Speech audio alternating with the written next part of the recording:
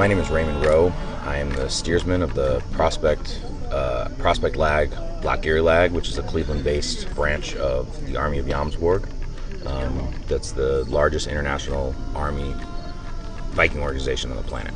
And we saw that it was more like a martial art. It was all historically accurate.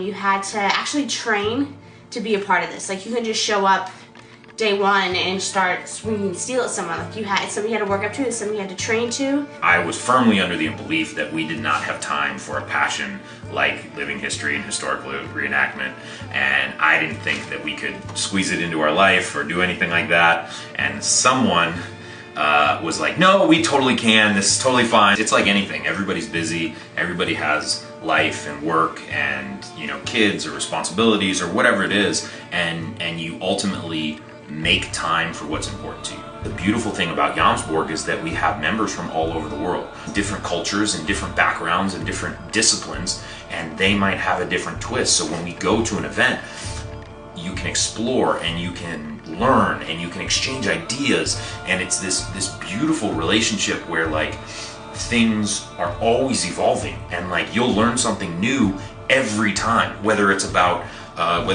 the actual items themselves because something new has been discovered, or you know, there's been a new book translated that we didn't have access to before, or there's a new combat technique, or there's a new theory that we're trying out, or there's a weapon that we haven't actually put into our codified system of fighting yet, but now we're experimenting with it, and we want to see how this weapon would perform and kind of just play with these ideas. And I think that's one of the most fascinating things for me as a martial artist. Like, I've been in combat sports my entire life. I've dedicated most of my adult life and most of my childhood to becoming a better technician, combat athlete. I like the artistry of the combat system that Jomsborg participates in. I think that's, you know, that's one of the big draws. You do develop these bonds of brotherhood that are unshaking.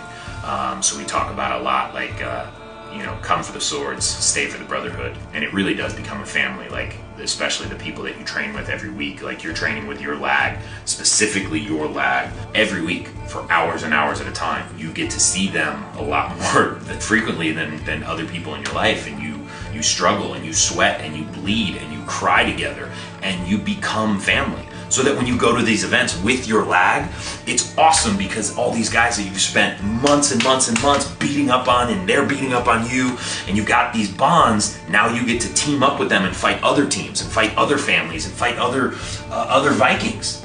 And then at the end, you cook a meal and a feast over an open fire, and you share drinks and you share stories and you tell lies about each other, and it's just this awesome experience that I know I've talked for nonstop for like 20 minutes and I still can't describe it in words. It's wonderful, and it's beautiful, and it's life-changing.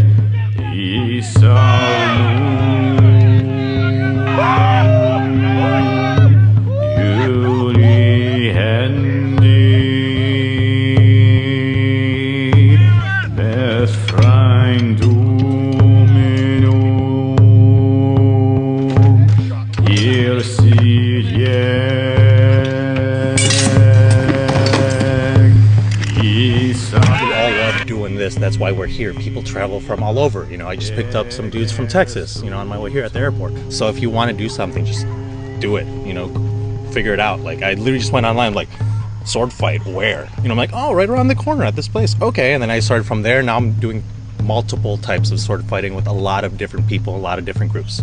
And it's like the best thing I've ever done in my life, so.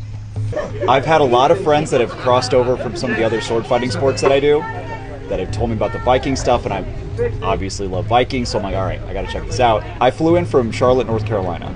I've studied sword fighting for probably since 2003 in various different sports. I've traveled to a lot of countries. I have a sword fighting nonprofit called the Wandering Sword Project. I love this kind of stuff, so yeah, this is a no-brainer. I knew I was gonna like it before I came here.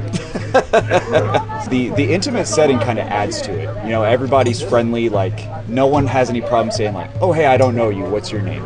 You know, and you get to make a lot of new friends that way. The sword fighting is great. The drinks are great. Camaraderie is great. Everyone's having a good time, man. If you think that you might like this, you're gonna like it. It's the thing you need to do.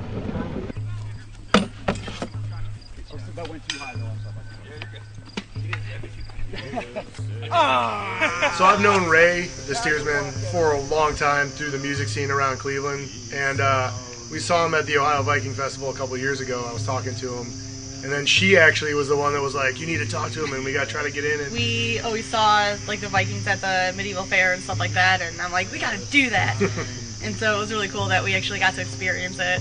It was kind of overwhelming at first, but like once you kind of got into it, you know, and it was fun to. There was points where you could just kind of hang back and watch take it the in. guys that knew what they were doing and kind of like see how they were going about it and kind of pick up little things here and there. So that was cool.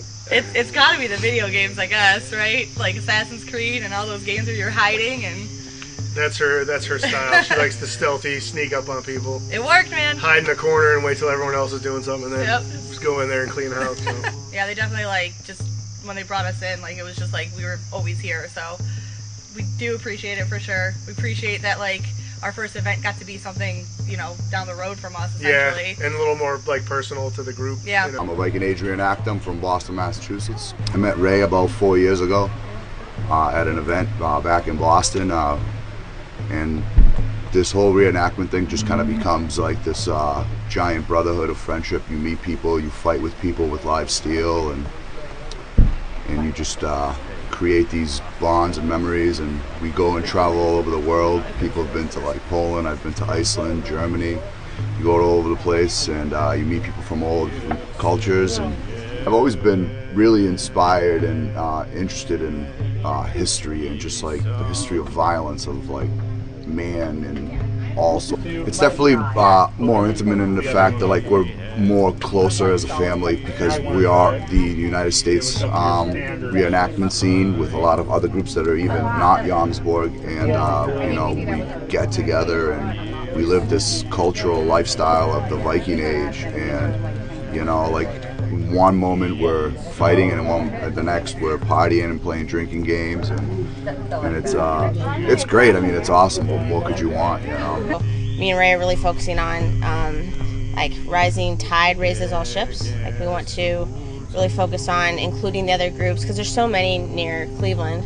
We want to include all the groups, and everyone's been so helpful. You know, try to just keep growing that growing attendance and growing the Viking scene and building those relationships with other groups that working together and making more fun and more excitement for all the Vikings.